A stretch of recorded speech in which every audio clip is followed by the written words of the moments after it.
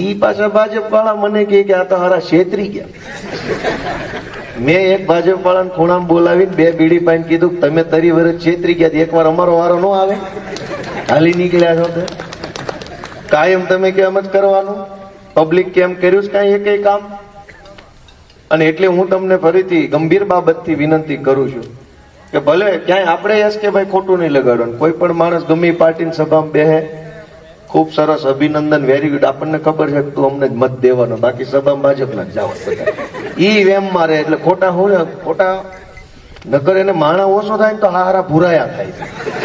અને પછી પોલીસ મોકલે ને ગુંડા મોકલે ને પછી પાછા બહુ વાયડાઈ કરે.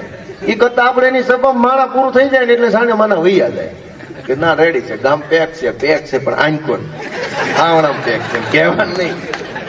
આ કે ગામમાં આવવા પણ નથી કે આખું ગામ પેક છે, એમ પેક તો છે જ ને કહેવાય, તમને કહેવાનું નથી. કેમ કે બહુ પીડા બહુ છે.